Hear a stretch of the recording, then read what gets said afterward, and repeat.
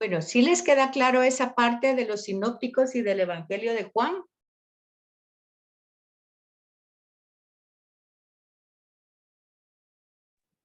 Tengo un poquito de duda con los sinópticos, entiendo lo de Juan, pero Ajá. ¿quiénes al final son los sinópticos, licenciada? Los, Perdón. los sinópticos son el Evangelio de Mateo, de Marcos y de Lucas. Esos tres evangelios se llaman sinópticos porque tienen una misma perspectiva, tienen, o sea, pareciera que cuentan lo mismo, pero cuando se lee uno tiene que darse cuenta del contexto histórico que está narrando, tiene que tomar en cuenta los destinatarios a los que se está dirigiendo, tiene que tomar en cuenta el género literario, o sea, el elemento literario que está usando para desarrollar el evangelio. Esos son los sinópticos, o sea, pareciera que cuentan lo mismo, que hacen lo mismo, pero ya tomando en cuenta esos distintos contextos literario, histórico, destinatarios, ahí vamos a ver que hay muchas diferencias. Esos son los sinópticos. El Evangelio de Juan no tiene nada de eso, solo tiene una teología sumamente elevada. Mateo, Marcos Lucas. y Lucas. Ah, sí, y que la vez pasada nos indicó a quién era dirigido cada uno de ellos, a quién se dirigía, ¿verdad? Y aparte de eso, acuérdense que eso lo tienen en su Biblia. En la Correcto. introducción de cada evangelio tienen eso. A quién va dirigido, el contexto literario, el geográfico, el histórico, el cultural, todo lo tienen en la introducción del evangelio. Correcto, muchas gracias, sí. Entonces ahí es donde vamos a encontrar las dos cristologías diferentes. Son cristologías porque las dos responden a la pregunta ¿quién es Jesús?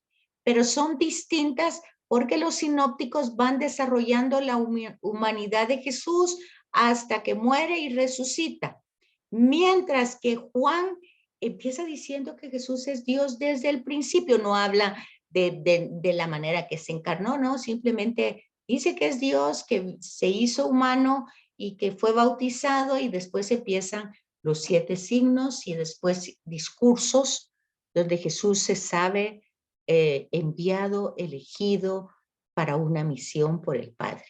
Entonces, ese es Juan, ¿verdad? Son las diferencias, y luego cuando nosotros más adelante vamos a ver un poco la teología de Pablo, también es otra forma de responder quién es Jesús. También es una cristología la que hace, pero la hace desde otra perspectiva porque ya va dirigida a comunidades que no conocieron históricamente a Jesús. Ni siquiera Pablo lo conoció históricamente. Entonces él va dando una respuesta a quién es Jesús como la que damos nosotros, ¿verdad? Desde el testimonio de los apóstoles, porque no hay otra manera, ¿verdad? Licenciada, y Juan también escribió el Apocalipsis. No sé, no necesariamente, no sé. Eso hay que leerlo en la introducción. Ahí se van a dar cuenta que no necesariamente, que puedes, no se sabe, no se puede decir ni que sí ni que no. Se Ah, habla ¿cómo? de un Juan, pero no se sabe si es Juan el apóstol, por lo que les dije anteriormente, que ellos murieron casi todos antes del año 70. Pero tampoco se puede decir que no es él directamente, porque son los temas de la Sí, historia que no se pueden confirmar, porque los evangelios, aunque forman parte de hechos históricos, no nos transmiten acontecimientos directamente históricos, sino que históricos pero reinterpretados, ¿verdad? Sí, gracias. Bueno, entonces, los milagros indican también qué tipo de reino es el de Dios. Fíjense, ¿qué tipo de reino es el de Dios, verdad? ¿Y a quiénes pertenece ese reino? Pues fíjense que aquí eso también va a tener un proceso que ya lo tiene desde el Antiguo Testamento. ¿Quiénes son los pobres ¿Quiénes son los enfermos, los que sufren? ¿Quiénes? Eso se va dando un desarrollo, ¿verdad? Porque en la parte del ciclo patriarcal, vemos que ahí es donde, decíamos la vez pasada, que ahí es donde se centra la teología de la prosperidad. ¿Por qué? Porque como realmente vamos viendo cómo la promesa de Dios se va cumpliendo y se va desarrollando pues la historia de Abraham con salud, aún siendo anciano tiene un hijo, luego va a tener la tierra, luego va a tener pues una gran familia y muchas riquezas. Entonces se va interpretando pues que Dios quiere la riqueza del ser humano y por lo tanto ver la pobreza, ver la enfermedad, se ve como algo pues causado porque hemos fallado con Dios, como un castigo, ¿verdad? Pero acuérdense que la revelación va progresiva. Entonces esa es una parte, y es una parte que tenemos que entenderla desde el contexto histórico que se está desarrollando. Está empezando la revelación, Dios ha hecho promesas, las va cumpliendo, y entonces se va a pero luego se quedan en Egipto y se quedan en gran miseria, en gran pobreza. ¿Quiénes son ellos entonces 400 años después? Pues son pobres, enfermos, esclavos, sufren. Fíjense, ya pasó a otro escenario. Son los mismos que son descendientes de Abraham, Isaac y Jacob, pero ahora están en otra situación. Y ahí no dice en ningún momento que porque estén castigados, sino porque simple y sencillamente la explicación que da el texto bíblico es que pasaron muchos siglos y se perdió la conciencia de Yahvé, porque estaban en un país donde no se conocía a Yahvé, ¿verdad? Tenían otros dioses, el dios era el faraón. Entonces, ellos conocían otra cultura, otra manera, pero aquí vemos cómo entonces a través de la elección de Moisés, pues empieza otra vez la soter, ¿verdad? La salvación, la liberación. Entonces, primero, cuando Moisés pregunta quién es, pues es el Dios de Abraham, de Isaac y de Jacob, pues es el de siempre, ¿verdad? Entonces, pero ahora va a actuar con un brazo fuerte para liberar. ¿A quiénes? Pues a los enfermos, a los esclavos, a los oprimidos, ¿verdad? Entonces, ¿quiénes van a recibir el beneficio de ese poder de Dios? Pues toda esta gente que está sufriendo. Pero fíjense, no todo sufrimiento es evangélico. Resulta que aquí el tema es que ellos no podían hacer nada. ¿Cómo? Si estaban totalmente oprimidos, ¿verdad? Entonces, aquí es donde se recibe el beneficio del poder de Dios, ¿verdad? Porque solo Él puede hacerlo, no puede hacerlo nadie más. Entonces, así pasa con Jesús. Jesucristo va a desarrollar algo que nadie puede. Acuérdense, el ciego no puede entrar a la piscina. El paralítico no puede llegar hasta Jesús. Aquella mujer que tenía pues hemorragias tampoco puede, ya fue con tantos médicos, no se puede, ¿verdad? Entonces, vean que todas las personas, el leproso ni siquiera puede entrar en relación con su familia ni con su pueblo, ¿verdad? Entonces, dése cuenta que cada una de estas es la hija de Jairo, pues ya está muerta. El hijo de la viuda de Naín ya está muerto también. Lázaro está más que muerto, ya lleva 3 días de ayer. Entonces, vean, son cosas que no las puede hacer un ser humano, ¿verdad? Sino que solo lo hace Dios. Igual, salir de la esclavitud de Egipto no podían ellos mismos. Ni siquiera Moisés podía. ¿Cómo voy a hacer yo eso? Va a decir Moisés, ¿verdad? Yo ni siquiera puedo hablar. Soy tartamudo. ¿Qué le voy a decir al faraón? Vean toda la riqueza, vean lo que es la teología, toda esa riqueza que hay dentro de esa revelación. No hay que verlo solo en la forma, en la superficie. Hay que entrar. Y cuando al principio hablábamos de continuidad, de hilo conductor, es lo que estamos haciendo ahorita. Solo que ahorita estoy yendo de Jesús para atrás. Mientras que empezamos del Antiguo Testamento e íbamos viendo hasta Jesús. No sé si han visto esas dos modalidades.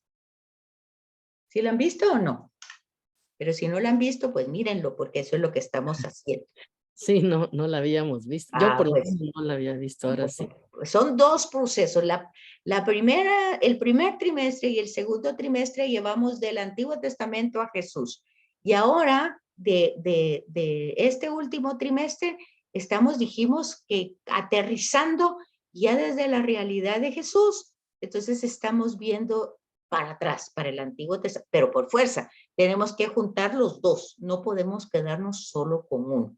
Entonces, las señales de los sinópticos es que ha llegado el reino de Dios, que el poder mismo de Dios es el origen de todas las acciones que Jesús hace, que son parábolas, por eso, ¿verdad? En el fondo, fíjese, estas señales nos llevan a un trasfondo teológico. ¿Por qué? Porque dichas señales indican que en Jesucristo ha llegado el poder del reino y el poder de Yahvé, ¿verdad?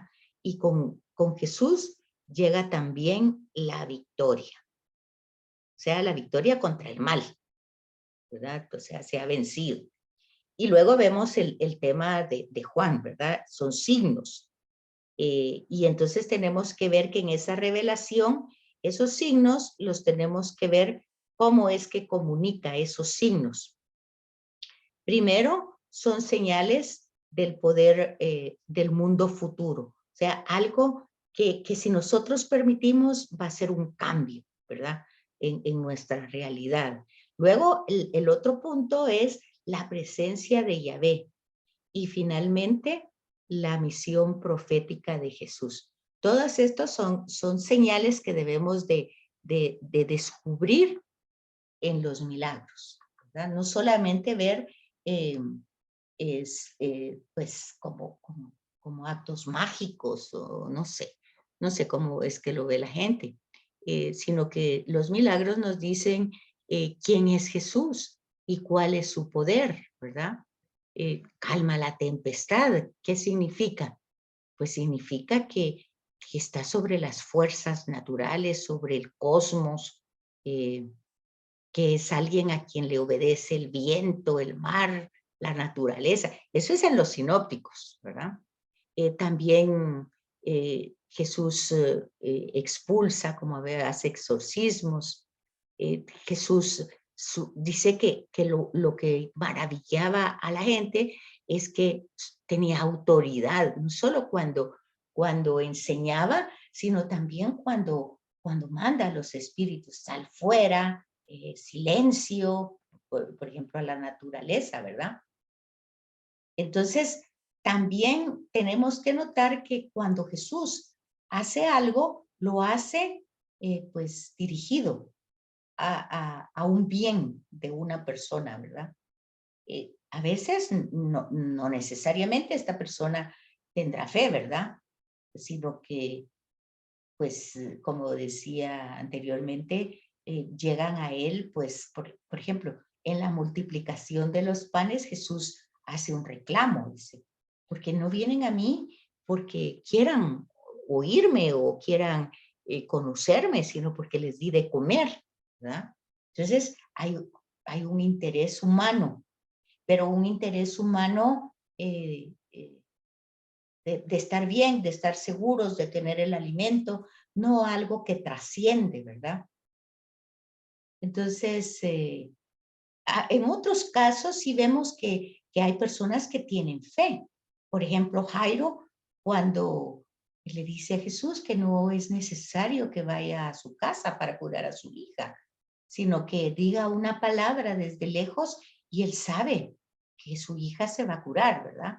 Entonces, ahí Jesús se maravilla de la fe de Jairo, ¿verdad? Hay también una cananea que también dice, bueno, pues con solo tocarte el manto, pues me puedo curar. Entonces él dice, pues no he visto fe más grande. O la del centurión que quiere curar también a su sirviente. Entonces, el milagro en primer lugar nos debe llevar a la fe en Jesús, pero no porque hace lo que hace, sino porque es lo que es. Ese es el punto. Es un poquito lo que vimos cuando presentamos la parábola del hijo pródigo, aquella presentación que hicimos. No se trata de querer lo que él da, sino quererlo a él, amarlo a él, ¿verdad? Entonces, ese es lo que nos tendría que llevar el conocimiento y reconocimiento de los milagros, ¿verdad? Como obras de Dios que suponen la fe de parte nuestra. Porque se trata de signos en Juan, de señales en los sinópticos, que piden una interpretación que solo puede ser correcta a la luz de la fe, ¿verdad? Pero esa fe tiene que ser interpretada desde todo el aparato de la Sagrada Escritura que hemos visto, ¿verdad? No como una interpretación individual, personal, que yo creo que así va a pasar porque así creo, porque yo quiero eso, porque yo quiero que pase y porque yo digo que tengo fe. No, no se trata de eso, ¿verdad? Porque acuérdense que en Nazaret, dice, Jesús no pudo hacer ningún milagro debido a la incredulidad. ¿Y adivinen de quién? De sus parientes. O sea, sus mismos, pues, nativos de Nazaret, sus mismos parientes, primos, pues, no pudieron creer en él, ¿verdad?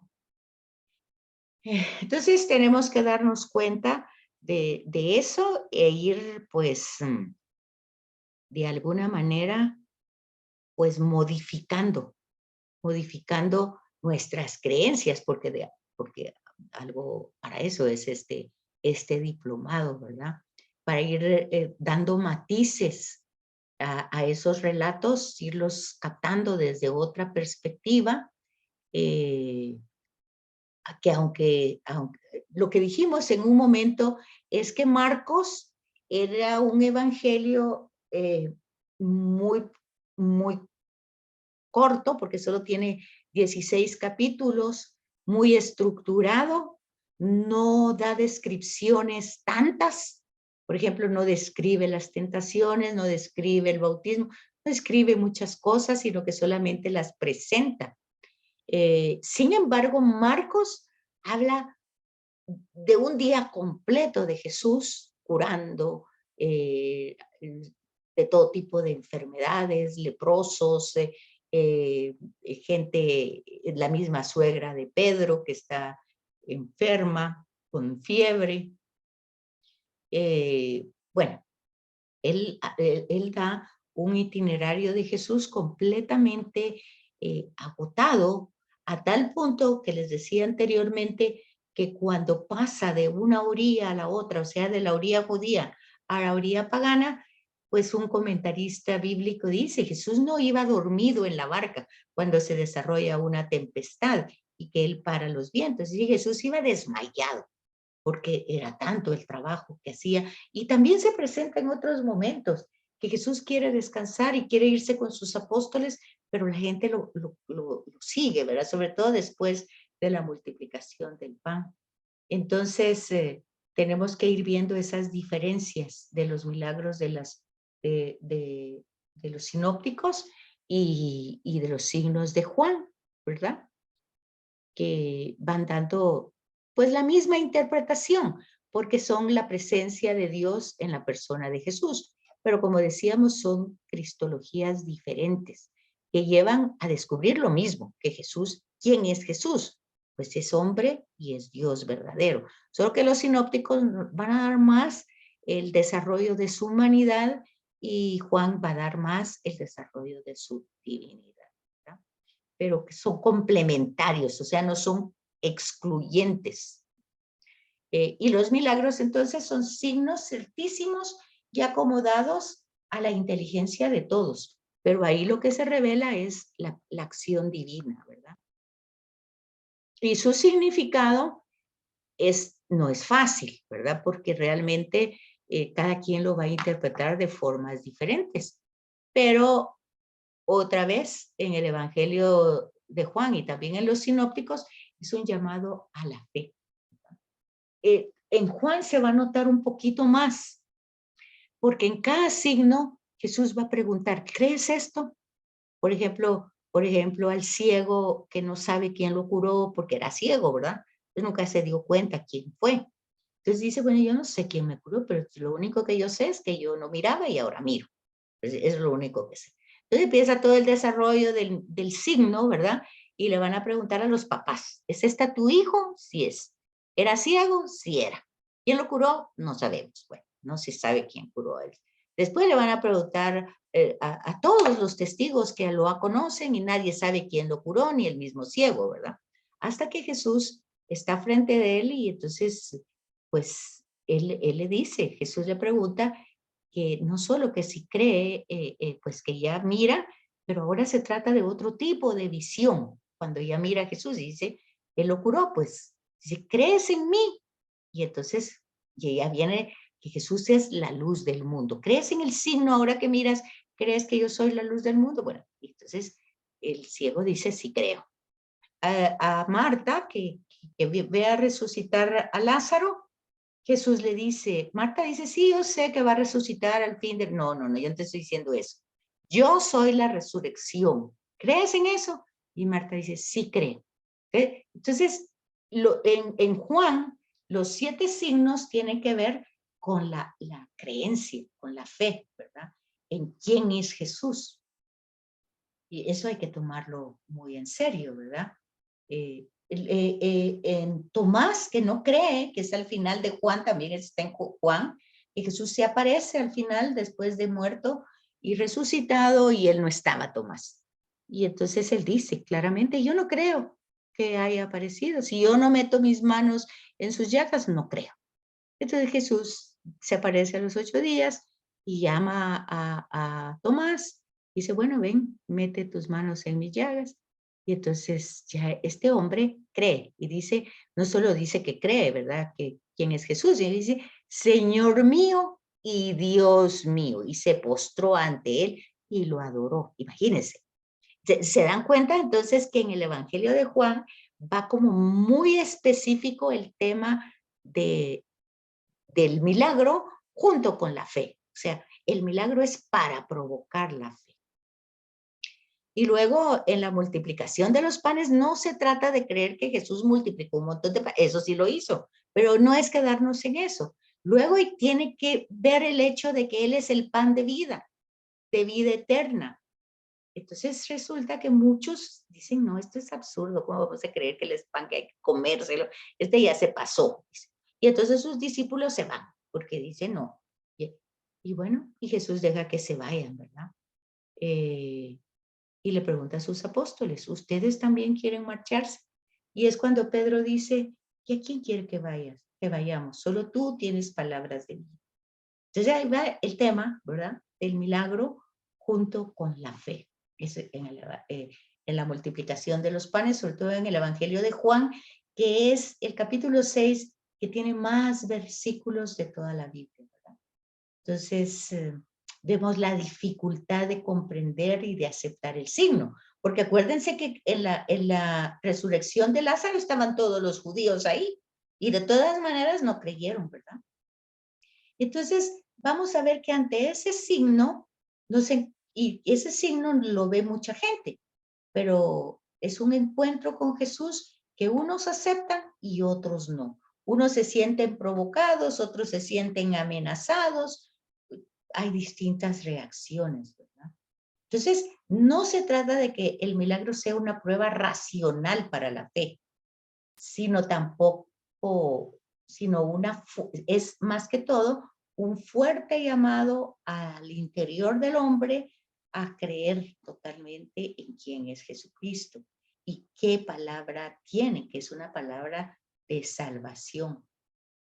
Eso sería más o menos como la teología que se va desarrollando a través de su figura, que nos va diciendo no solo quién es Jesús, sino también quién es Dios, y nos va presentando a través de todas estas acciones la imagen del Padre, ¿verdad?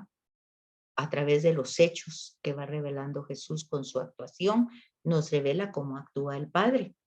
Y también el tipo de reino que que está predicando Jesús, que ya lo habíamos dicho anteriormente. Bueno, esto ya también lo habíamos dicho, que los signos son 7 en Juan, ya lo dijimos. Y luego aquí nos tocaría el tema del sermón de la montaña, ¿verdad? O sea, de las bienaventuranzas. Ya vimos un poco eso también, pero que tendríamos que recordarlas, ¿verdad? Aquí, en la predicación del reino, ¿qué significan las bienaventuranzas? Yo pensé que ya se iba a acabar otra vez. Entonces, en primer lugar, tenemos que ver que en la Sagrada Escritura la fe no se limita a aceptar intelectualmente verdades reveladas. Eso sería muy fácil, ¿verdad? Sino supone, ante todo y sobre todo, el seguimiento de Jesús. O sea, que si nosotros decimos que creemos, pero ni lo seguimos, ni lo compartimos, ni nada, pues a saber cómo es nuestra creencia, ¿verdad? Porque está diciendo con claridad que no es solamente presentar o aceptar verdades reveladas. Lo que acabamos de decir sobre el reino es que el reino es de toda la humanidad, pero fíjense una cosa, especialmente de los pecadores. Fíjense, cosa extraña, ¿verdad? Porque nosotros pensamos que el reino es de los buenos, pero resulta que no, que Jesús dice claramente que él ha venido por los enfermos, por los que están mal, ¿verdad? Y resulta que entonces ese reino viene como regalo, como gracia, no porque nos hemos portado mal, no por eso, sino que es como dice Pablo, donde abundó el pecado, sobreabundó la gracia. Es decir, que aquí lo que tenemos que ver es la gran misericordia, amor, compasión, todo lo que hemos visto en el Antiguo Testamento, todo eso es lo que tenemos que ver en el tema de los milagros y en el tema del sermón de la montaña, ¿verdad? O sea, de las bienaventuranzas, que básicamente, si ustedes leen con atención quiénes son los bienaventurados, se van a dar cuenta que están describiendo a Jesús. Él es el bienaventurado, o sea, el feliz por antonomasia, ¿verdad? Porque Él es el que tiene la convicción de quién es Dios, de que es su Padre, imagínense. Y eso, pues, lo hace una persona plena, porque la identidad no se la da a Él a base de esfuerzos, de tranzas, de luchas, sino que se la da a su Padre. Entonces, no hay pérdida ahí, el Padre es el que está diciendo, ¿verdad? ¿Quién es Jesús? Que es su Hijo. Y luego entonces, luego se da cuenta de que toda esa mansedumbre y toda esa humildad de Jesús, pues porque no tiene necesidad de estar peleando por nada. Simplemente está despojado de todo, no tiene nada y entonces no tiene por qué pelear, no tiene ningún interés. Entonces, tal como recibimos las bienaventuranzas, tenemos dos lecturas de las bienaventuranzas en Mateo y en Lucas, ¿verdad? Cada uno lo ha desarrollado en forma catequética diferente. Es presentada como la carta magna de Jesús. Tiene el enfoque original de la predicación de Jesús, aunque puede ser como un sumario. Puede ser que cada uno de ellos juntó todos los dichos de Jesús de felices, quiénes son los felices, y los juntó y los puso como un sermón. ¿Por qué se puede interpretar de esa manera? Porque pues hay escenas diferentes. En Lucas, Jesús está predicando en un llano, estas bienaventuranzas, y en Mateo es en un monte. Tiene que ver con el contexto teológico del sermón, que Mateo presenta a Jesús como el nuevo Moisés, ¿verdad? Y entonces lo presenta como en la cátedra de Moisés, dando una enseñanza, ¿verdad? Y Lucas lo presenta de otra manera. Eso tampoco puede decirse que por esa razón, porque pudo haberlo dicho en el lago, en la montaña, en en el llano, en su casa, pudo haberlo dicho en muchos lugares, ¿verdad? Pero básicamente cuando se habla de la logia de Jesús, es de palabras que sí salieron exactamente de su boca y que luego fueron desarrolladas en los evangelios desde distintas maneras. Y las bienaventuranzas son presentadas como palabras que Jesús directamente lo dijo en un momento histórico de su tiempo, aunque Lucas lo presente de una manera y Mateo lo presente de otra.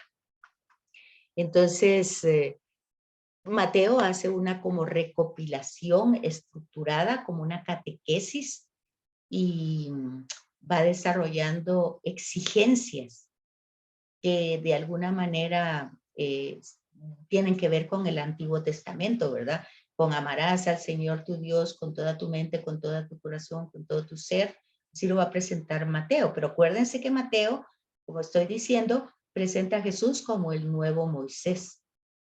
Entonces va a ir desarrollando o complementando o haciendo presente o dando cumplimiento a todo el Antiguo Testamento, porque vimos la semana pasada que habían dos temas muy importantes que era, vamos a ver si me recuerdo ahorita, eran dos citas. Una de 2 Samuel, donde se presentaba que iba a ser, que el trono de David jamás iba a estar vacío, que iba a tener un descendiente.